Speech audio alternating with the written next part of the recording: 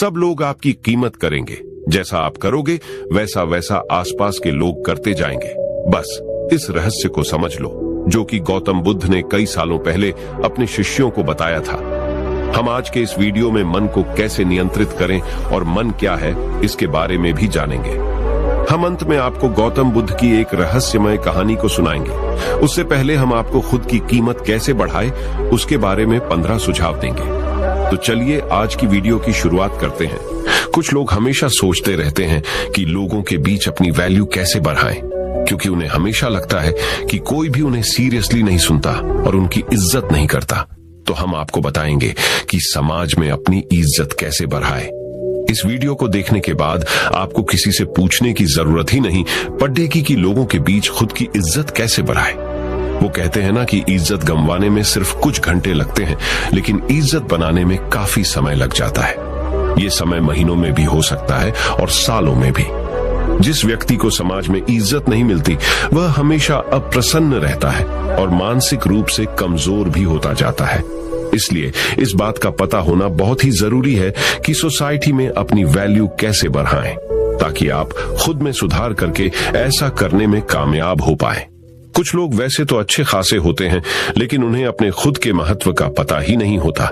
अगर वो खुद में थोड़ा सा भी सुधार कर लें तो उनकी वैल्यू काफी ज्यादा बढ़ सकती है। लेकिन वो कुछ जरूरी बातों को इग्नोर करते हैं, जिस वजह से इतना सम्मान हासिल नहीं कर पाते। यहाँ हम आपको स्वयं की वैल्यू बढ़ाने के जो उपाय बताएंगे, उन्हें मानकर एक ऐसा आदमी भी अपनी खास इज्जत बना सकता है जिसमें फिलहाल कोई भी खूबी ना हो। किसी भी व्यक्ति को अगर सम्मान न मिले तो वह हीन भावना का शिकार हो सकता है। लेकिन जैसा कि हमने आपको बताया, इज्जत कमाने में समय लगता है। सिर्फ ये सोचने से कुछ नहीं होगा कि सोसाइटी में अपनी इज्जत कैसे बढ़ाए। आपको इसके लिए समर्पित होना पड़ेगा। चलिए जानते हैं कि अपनी खुद की वैल्यू बढ़ाने के लिए क्या करें। पहला उपाय, अपनी पर्सनैलिटी डेवलप करें। बेढंग तरीके से रहने वाले व्यक्ति को लोग कभी भी इतनी इज्जत नहीं देते।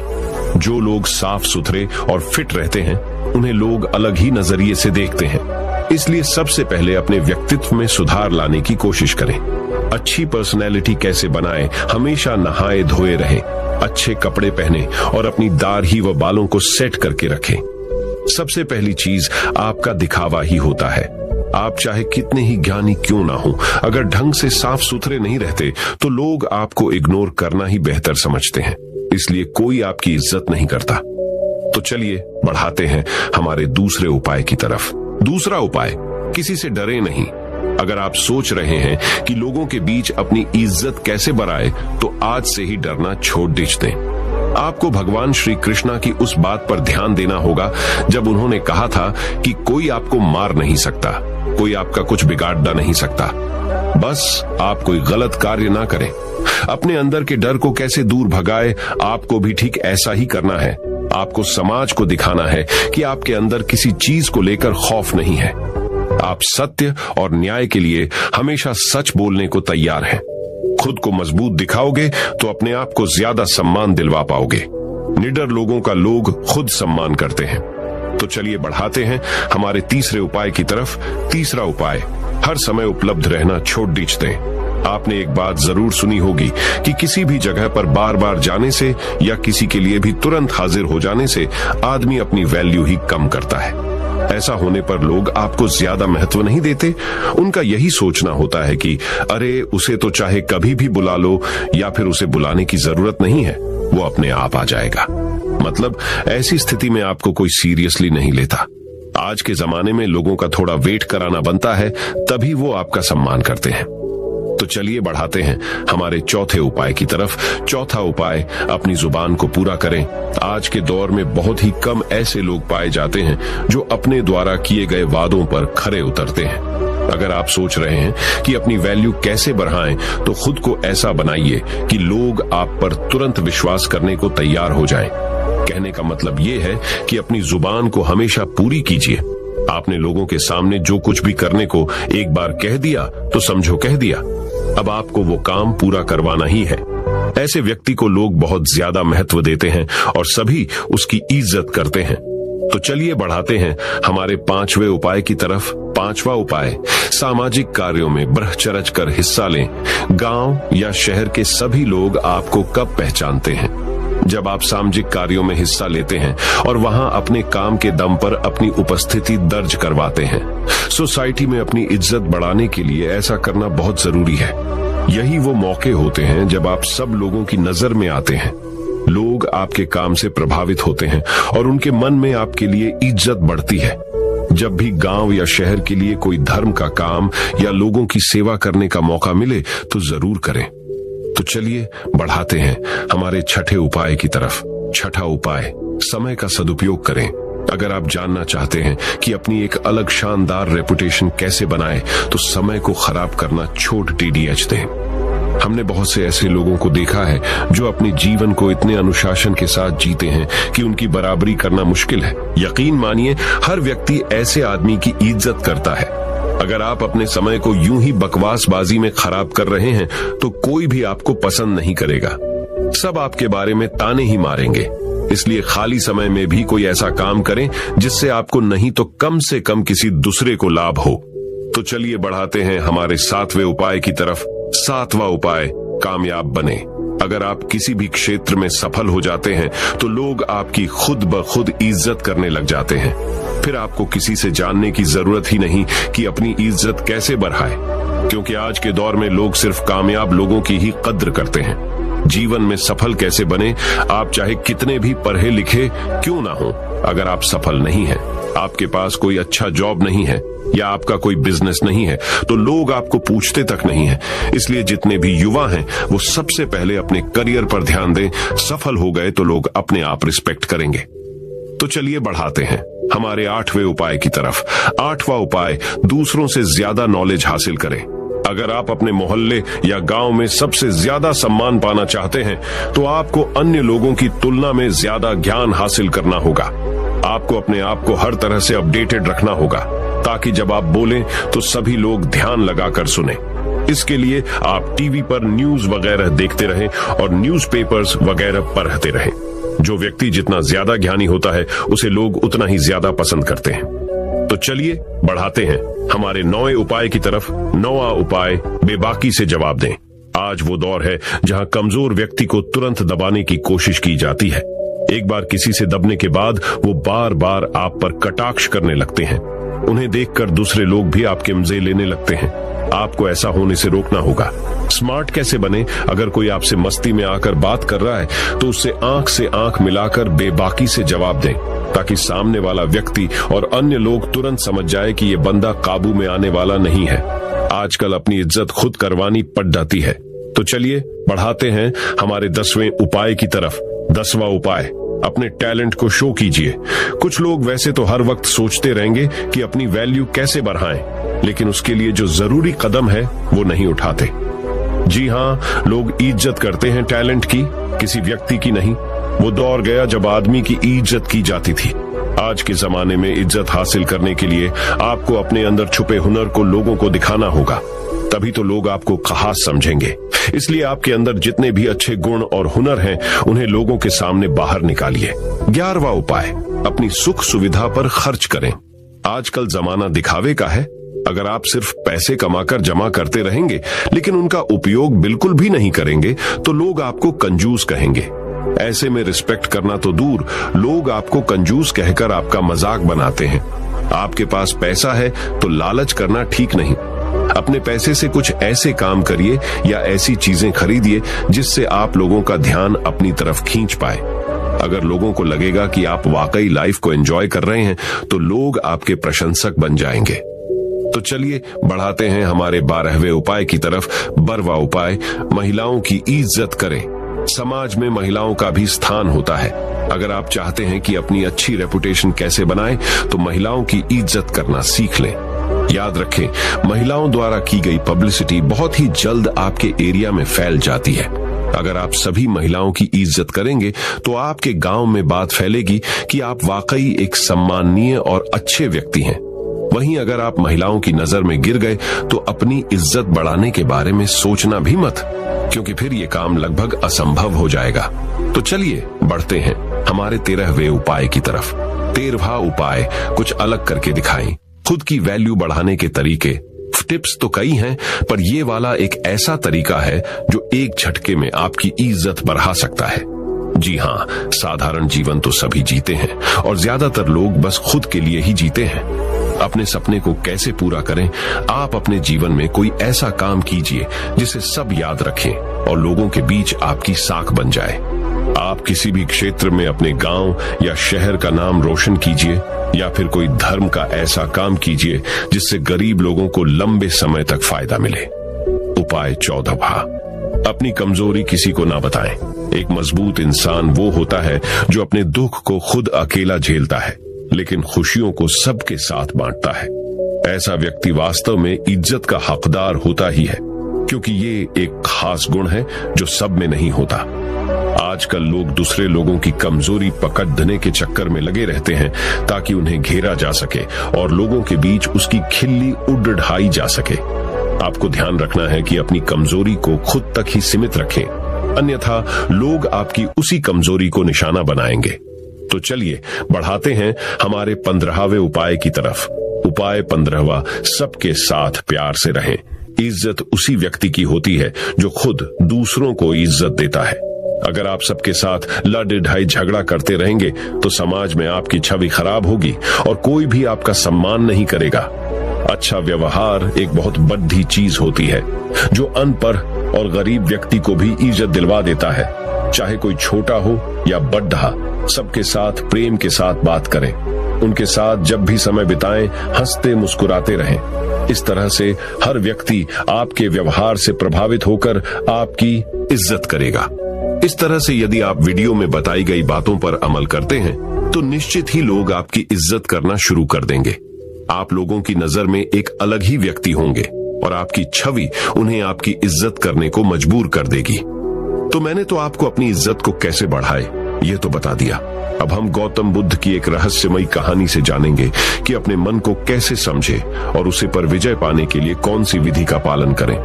तो चलिए कहानी की शुरुआत करते हैं। दोस्तों, एक बार एक व्यक्ति बुद्ध के पास आता है और उनसे पूछता है कि बुद्ध, अपने मन को काबू में करने और उसे समझने का पहला चरण क्या है, और इसके लिए हम कहां से शुरुआत करें कि हमारा मन हमारे वश में आ जाए। बुद्ध मुस्कुराते हैं और उसका उत्तर देते कि अपने मन को समझने का पहला चरण है इसके द्वारा दिए गए लालचों की व्यर्थता को देख लेना। जिस इंसान ने अपने मन के द्वारा दिए गए लालचों की व्यर्थता को देख लिया, उसने इससे मुक्त होना शुरू कर दिया। और उसके बाद वह व्यक्ति बुद्ध से पूछता है कि हमारा मन जो हमें लालच देता है, उसके व्यर्थता को कैसे देखा जाए। बुद्ध कहते हैं, अपने अनुभव से। मनुष्य जिस भी गलत कार्य को अति में करता है, उससे उसे दुख मिलता है, और यही दुख उसका अनुभव है, और यही अनुभव उसके रूपांतरण का कारण बन सकता है। जिसने देख लिया और वास्तव में देख लिया कि नशा करना केवल दुख है, उसने नशे से मुक्त होना शुरू कर दिया। जिसने देख लिया कि ईर्ष्या केवल खुद को जलाती है और वास्तव में देख लिया, उसने ईर्ष्या से मुक्त होना शुरू कर दिया। तुम्हारा ये देख लेना कि मन लालच तो हमेशा तुम्हें तृप्ति का देता है, लेकिन लगता यह तुम्हें सदैव अतृप्त है, और यही अपने मन को समझने का पहला चरण है। कहानी को आगे बढ़ाने से पहले आपको इस एक प्रश्न को समझना आवश्यक है, और वो प्रश्न है कि आप अपने मन को वश में करना क्यों चाहते हैं। क्योंकि आपने यह अनुभव कर रखा है कि आपका मन आपको दुख देता है, पर क्योंकि आपको आपके मन के लालच बहुत बड़े सुहावने लगते हैं, इसीलिए आप इन लालचों के पीछे छुपे हुए दुखों को नहीं देख पाते। सिर्फ अपने दुखों को देख लेने से आपका मन आपके वश में नहीं हो जाएगा। उसके लिए आपको दूसरा चरण क्या है, यह समझना होगा। वह व्यक्ति बुद्ध से पूछता है कि बुद्ध, यदि कोई व्यक्ति यह जानता है कि उसके मन के लालचों के कारण उसके जीवन में दुख है, तो क्या इसका अर्थ यह है कि वो व्यक्ति पहले चरण पर है? और यदि वह व्यक्ति पहले चरण पर है तो दूसरे चरण पर कैसे जाएगा? बुद्ध कहते हैं कि उस व्यक्ति को खोज पर निकलना होगा, किसी ऐसे व्यक्ति की खोज पर जो अपने मन से मुक्त हो चुका है और जिसने अपने मन को जान लिया है, क्योंकि तुम्हारा मार्गदर्शन वही कर सकता है जो उस जगह पर पहुंचा हुआ है और जहां तुम जाना चाहते हो। दोस्तों, यहाँ पर एक बात समझनी आवश्यक है कि खोज पर निकलने का अर्थ ये नहीं है कि आप सन्यासी बन जाएं, बल्कि खोज पर निकलने का अर्थ ये है कि कोई ऐसा व्यक्ति खोजना जो आपका मार्गदर्शन कर सके। अब यहाँ पर प्रश्न ये उठता है कि ऐसे व्यक्ति को कहां पर खोजें? क्योंकि आस पड़ोस में तो सभी लोग अशांत भरे पड़े हुए हैं। मैं और आप इस इंटरनेट के बदौलत ही जुड़े हुए हैं। अगर इंटरनेट नहीं होता तो क्या आप मेरे इस वीडियो को देख पाते? नहीं ना।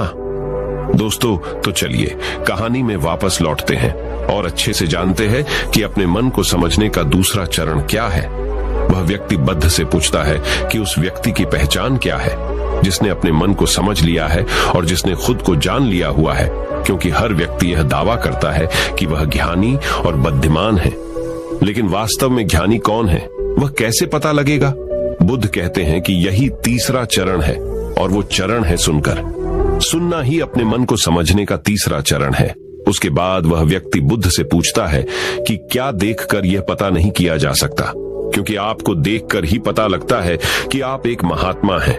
बुद्ध कहते हैं कि देखने में तो कोई व्यक्ति बहुत शांत लग सकता है, लेकिन भीतर से वह क्या है, ये उसके शब्द ही बता सकते हैं। लेकिन ध्यान रहे कि शब्दों पे भी विश्वास एकदम से नहीं कर लेना है।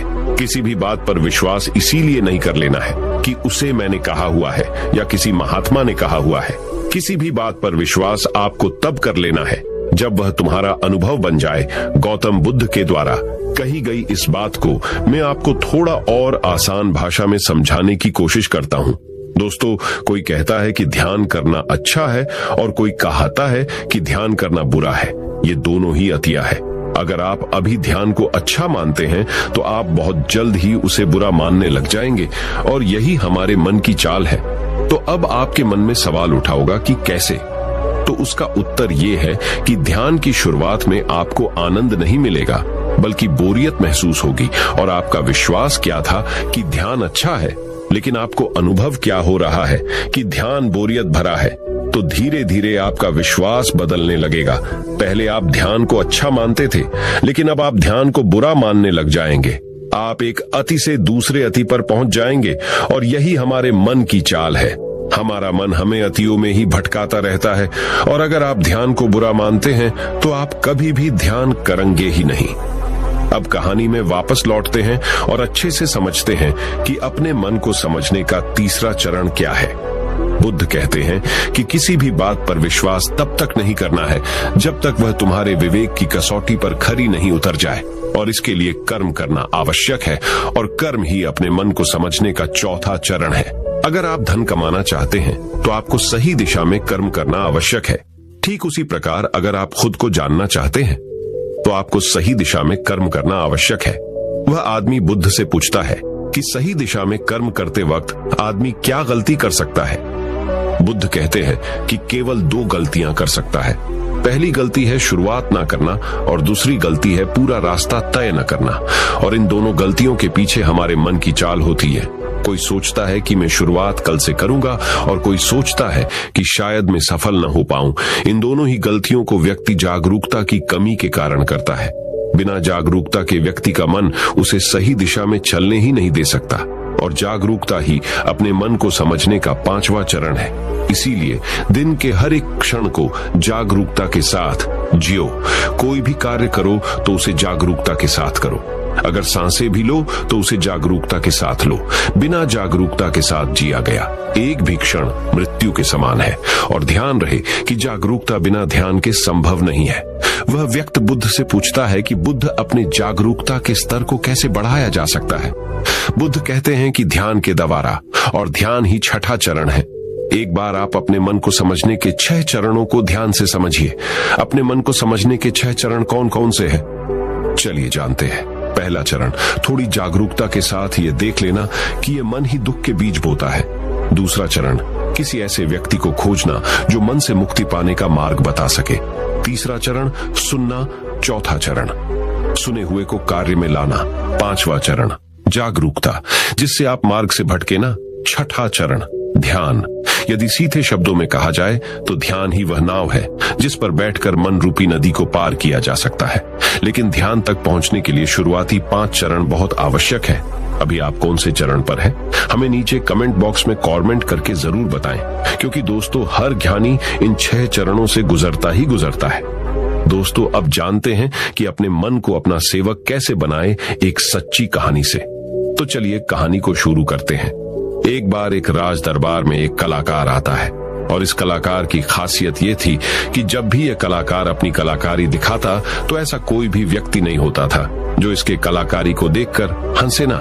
बड़े बड़े राजा महाराजा इस कलाकार की कलाकारी को देख हंसते हंसते लौट पौट हो जाते थे, लेकिन इस बार वह कलाकार एक गंभीर राजा के दरबार में था। इसीलिए लोगों को यह संदेह था कि कहीं वो इस बार असफल न हो जाए। वह कलाकार अपनी कलाकारी दिखानी शुरू करता है और वही होता है जो हर बार से होता आ रहा था। राजा का हंसते हंसते बुरा हाल हो जाता है। वह राजा उस कलाकार को कलाकारी देख इतना प्रसन्न होता है कि वो इस कलाकार को मुंह मांगा इनाम देने के लिए तैयार हो जाता है। हमें यह बात हमेशा याद रखनी चाहिए कि अधिक खुशी में लिए गए फैसले अक्सर गलत साबित होते हैं। राजा उस कलाकार से कहता है कि मांगो जो भी तुम मांगना चाहते हो, मैं तुम्हारी कलाकारी से बहुत प्रसन्न हूँ। वह कलाकार कहता है कि क्षमा करे राजन, पर मैं जो भी मांगूंगा शायद आप वो दे न पाए। राजा अपने आसन से खड़ा होता है और कहता है कि अब तुम मेरी प्रसन्नता को क्रोध में बदल रहे हो। क्या तुम्हें मेरी द्वारा कही गई बात पर संदेह है? अब राजा अपने अहंकार को बीच में ले आता है और जहां भी अहंकार बीच में आ जाता है वहां काम बिगड़ना निश्चित है। फिर वो कलाकार राजा से कहता है कि नहीं नहीं राजन, मुझे क्षमा करें, मेरे बोलने का मतलब ये नहीं था, बल्कि मैं तो बस ये कहना चाहता था कि आप इस बात को फिर से एक बार दोहरा दें। फिर उसके बाद राजा कहता है कि मैं तुझे वचन देता हूँ कि जो भी तू हद में रहकर मांगेगा वह तुझे जरूर मिलेगा। उसके बाद वह कलाकार कहता है कि तो ठीक है, आप मुझे 24 घंटों के लिए आपके राज्य का राजा बना दीजिए। उस कलाकार की बात सुन राजा मन ही मन सोचता है कि अच्छा है, मैंने इसे हृदय में रहकर मांगने को कहा था, वरना ये तो हमेशा के लिए राजा बनता। वैसे तो 24 घंटे कोई बड़ी बात नहीं है। और उसके बाद राजा सोच समझकर उस कलाकार से कहता है कि ठीक है, अगले 24 घंटे के लिए मैं तुम्हें राजा घोषित करता हूँ। राजा बनने के 1 घंटे के अंदर ही वह कलाकार जो कि अब राजा बन चुका था, वह पुराने राजा को फांसी पे चढ़ा देता है और दूसरे घंटे में वह पुराने राजा के सभी भरोसे मंद लोगों को हटाकर अपने भरोसे मंद लोगों को रख लेता है। आप में से बहुत सारे लोग उस राजा को मूर्ख समझ रहे होंगे, परंतु मैं आपको बताना चाहता हूं कि वह राजा कोई और नहीं बल्कि आप है और वह कलाकार आपका मन है। आपका मन आपको थोड़ी सी खुशी क्या दे देता है कि आप उसके पीछे पीछे हो लेते हैं। जो वही कहता है वही आप करते हैं और बाद में आपके हाथ में केवल पछतावा ही लग जाता है। किसी भी चीज का मजा लेना समस्या नहीं है, बल्कि इस मजे में ही डूबकर अपनी सूध बूध खो देना समस्या है। अब दूसरे प्रश्न का उत्तर समझिए, हम अपने मन को काबू में कैसे करें, अपने मन को कैसे नियंत्रित करें। दोस्तों, हमारा मन हमसे सिर्फ बुरे काम ही नहीं करवाता, बल्कि यह आपसे अच्छे काम भी करवाता है। मैं आपको एक उदाहरण देकर समझाता हूँ। जब आप ईर्ष्या का सहारा लेते हैं तब आपका मन बुरे काम करता है, और जब आप क्रोध का सहारा लेते हैं तब आपका मन बुरे काम करता है। जब आप मोह, अहंकार और लालच जैसे बुरी चीजों का सहारा लेते हैं तब आपका मन आपसे बुरे काम करवाता है, और जब आप प्रेम, दया और कृतज्ञता जैसी अच्छी भावनाओं का सहारा लेते हैं तब आपका मन अच्छे काम करता है। इसलिए समस्या मन नहीं है, बल्कि मन का इस्तेमाल किस तरह से किया जा रहा है। यह समस्या है गौतम बुद्ध ने जागरूकता को इतना महत्वपूर्ण इसलिए बताया हुआ है क्योंकि जागरूकता के द्वारा ही अपने मन को नियंत्रित कर सकते हैं। मन को नियंत्रित करने का मतलब यह नहीं है कि आपके मन में नेगेटिव विचार आने ही बंद हो जाए। मन को नियंत्रित करने का सही मतलब यह है कि आपका कोई भी विचार आपको विचलित ना कर पाए। विचलित होने का अर्थ सिर्फ परेशान होना नहीं है, बल्कि खुश होना भी होता है। बहुत ज्यादा खुश होना समस्या नहीं है, परंतु उस खुशी में कोई निर्णय लेना समस्या है। उदाहरण, किसी से कोई वादा कर देना। ठीक उसी प्रकार बहुत ज्यादा दुख होना समस्या नहीं है, बल्कि इस दुख के कारण कोई निर्णय लेना समस्या है। उदाहरण, आत्महत्या करना। अगर आप बड़े जागरूकता के साथ ये देख पाए कि सुख और दुख इन दोनों की अति में कोई भी निर्णय लेना दुख और पीड़ा को जन्म देता है, तो आप आंख बंद करके सुख के पीछे नहीं भागेंगे, और अगर आप सुख के पीछे नहीं भागेंगे तो दुख आपके पीछे नहीं भागेगा, क्योंकि ज्यादातर लोग जिसे सुख समझते हैं वह दुख की परछाई है। अब लोग इस बात का यह अर्थ निकाल लेंगे कि हमें सुख का आनंद नहीं लेना चाहिए, जबकि यह निष्कर्ष बिल्कुल गलत है। अगर आप सुख और दुख इन दोनों की अति में कोई निष्कर्ष नहीं निकालते हैं तो आप वही रहते हैं जहां आपको रहना चाहिए, मध्य बिंदु पर, जिसकी बात हर बार बुद्ध कहते हैं। मैं आपको मन के बारे में एक खास बात बताता हूं। आपको ऐसा कब लगता है कि आपको अपने मन को वश में करना चाहिए? मैं आपको बताता हूं, जब आप वो काम कर रहे होते हैं जो काम करना आपके लिए सही नहीं होता है, तब आपको महसूस होता है कि आपको अपने मन को अपने वश में करना चाहिए, मगर आप वो काम फिर भी करे जाते हैं क्योंकि आपको उस काम को करने में मजा आता है। उदाहरण के लिए चुगली करना। आपको पता है कि चुगली करने से आपको कुछ भी फायदा नहीं होगा, फिर भी आप चुगली करते हैं क्योंकि चुगली करने में शुरुआत में मजा आता है, परंतु धीरे धीरे ही आपको पता चलता है कि आप अपने ही नजरों में छोटे बन गए हो। दोस्तों, गौतम बुद्ध के द्वारा दिया गया यह सूत्र मैं आपको आज बताता हूँ जो आपकी जिंदगी बदल सकता है, और वो सूत्र है जिन कामों को करने में शुरुआती बहुत मजा आए तो वह काम आपके लिए हानिकारक है। उदाहरण के तौर पर फनी और गंदे वीडियो देखना, वेब सीरीज, जंक फूड खाना और सुबह देर से उठाना इत्यादि। और जिन कामों को शुरुआती में करने में कम मजा आता है या बोरियत महसूस होती है, वो काम आपका जीवन बदल सकता है। उदाहरण के लिए किताबें पढ़ना, व्यायाम करना, सुबह जल्दी उठना, ध्यान करना और इंटरनेट का सही इस्तेमाल करना इत्यादि। हमें ये समझना चाहिए कि हमारा मन केवल बुरे कामों में ही नहीं लगता, क्योंकि बुरे काम करते वक्त शुरुआती में ही मजा होता है, और अच्छे कामों में यह देर से लगता है क्योंकि अच्छे कामों में मजा देर से मिलता है। इसलिए मजे के पीछे न भागे, बल्कि सही काम के पीछे भागे। सफलता आपको निश्चित मिलेगी। दोस्तों, अब मैं आपको अपने मन को कंट्रोल करने का प्रैक्टिकल तरीका क्या है ये बताने वाला हूं, इसीलिए वीडियो को ध्यान से अंत तक अवश्य देखिए। दिमाग को कंट्रोल कैसे करें, जानिए मन को कंट्रोल करने का प्रैक्टिकल तरीका। दोस्तों, ज्यादातर लोग ये सोचते हैं कि मन को कंट्रोल करना मुश्किल है, और ये बात सच है केवल उन लोगों के लिए जिन्हें ये पता नहीं है कि मन क्या है और ये कैसे कार्य करता है। जो लोग जानते हैं कि मन क्या है और ये कैसे कार्य करता है, उनके लिए अपने मन को कैसे नियंत्रित करना आसान है। तो आइए सबसे पहले ये समझते हैं कि मन क्या है और ये कैसे कार्य करता है। मन क्या है और ये कैसे कार्य करता है? हमारा मन दो हिस्सों में बटा हुआ है, पहला चेतन मन और दूसरा अवचेतन मन। चेतन मन को हम सब बुद्धि के नाम से जानते हैं। ये हमारे भीतर एक फिल्टर की तरह काम करता है। जो भी जानकारी हमारे अंदर जाती है उसे यह जांचता और परखता है। चेतन मन के पास तर्क करने की क्षमता है और यह सही और गलत के बीच चुनाव कर सकता है, परंतु अवचेतन मन ऐसा नहीं है, उसका कार्य अलग है। हमारे अवचेतन मन सही और गलत के बीच चुनाव नहीं कर सकता है।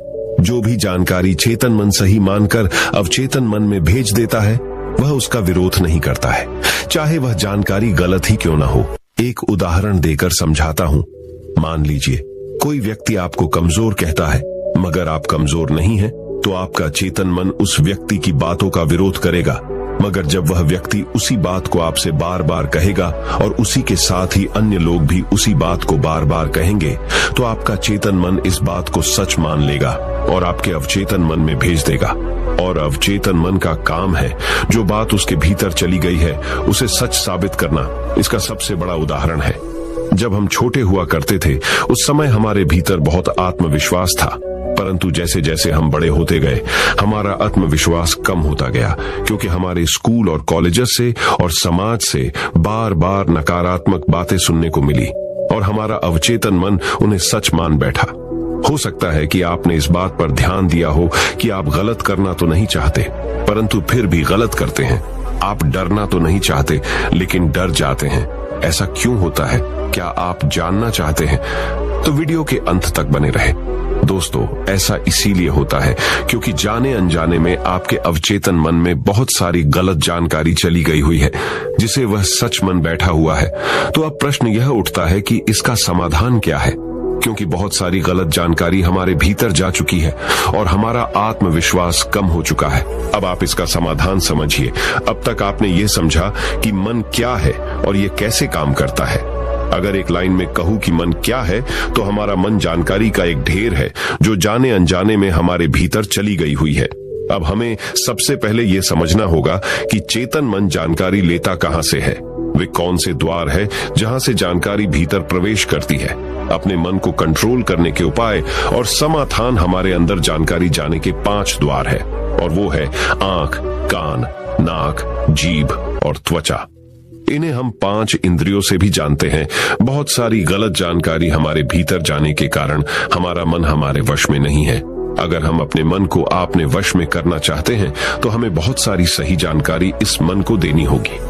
कम से कम उतनी सही जानकारी जितनी गलत जानकारी हमारे भीतर पहले से पड़ी हुई है। सही जानकारी और गलत जानकारी के बीच का अंतर समझिए। सही जानकारी वो है जो आपको आपके लक्ष्य की तरफ ले जाए, और गलत जानकारी वो है जो आपको आपके लक्ष्य से भटकाए। उदाहरण से समझिए कि एक सन्यासी का लक्ष्य आत्मज्ञान है और आत्मज्ञान के लिए ध्यान करना आवश्यक है। अगर कोई चीज उसे ध्यान करने से रोकती है तो वह उसके लिए एक गलत जानकारी है। एक और उदाहरण देकर समझाता हूं। मान लीजिए कि आपको एक गायक बनना है, तो गायक बनने के लिए रियाज करना बहुत जरूरी है। अगर कोई चीज आपको रियाज करने से रोक रही है तो वह आपके लिए एक गलत जानकारी है।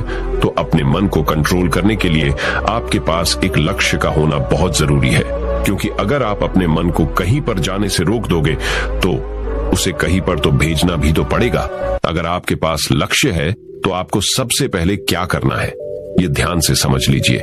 सबसे पहले इस चिंता को छोड़ दीजिए कि कितनी गलत जानकारी आपके भीतर जा चुकी है। आपको बस इतना करना है कि आपके 5 द्वारों पर, यानी कि जहां से जानकारी भीतर प्रवेश करती है, वहां पर जागरूकता का पहरा लगा देना है। कोई भी जानकारी आपके भीतर अनजाने में प्रवेश ना करे। पहरा लगते ही आपको बैलेंस में झूठ जाना है। अब आप ये सोच रहे होंगे कि बैलेंस किस चीज का? बैलेंस आपको नकारात्मकता और सकारात्मकता के बीच में करना है। नकारात्मकता आपके भीतर पहले से ही मौजूद है, अब बस आपको सकारात्मकता को भरनी है। आपको एक बात जान लेनी चाहिए कि सकारात्मकता नकारात्मकता को मिटा देती है, जिस प्रकार रोशनी अंधेरे को मिटा देती है। ये तो बस कहने की बात है कि आपको बैलेंस करना है। सच तो ये है कि जब आप अपने भीतर सकारात्मकता भरने लगेंगे तो आपके अंदर की नकारात्मकता उसी समय मिटने लग जाएगी। दोनों के बीच का बैलेंस होने का तो अवसर ही नहीं आएगा। यहाँ पर प्रश्न यह निर्माण होता है कि सकारात्मकता को कहां से लाए। तो इसके बहुत सारे तरीके हैं। पहला तरीका यह है कि आप अच्छे लोगों की संगत करिए और उन्हें ऑब्जर्व करके उनसे सीख सकते हैं।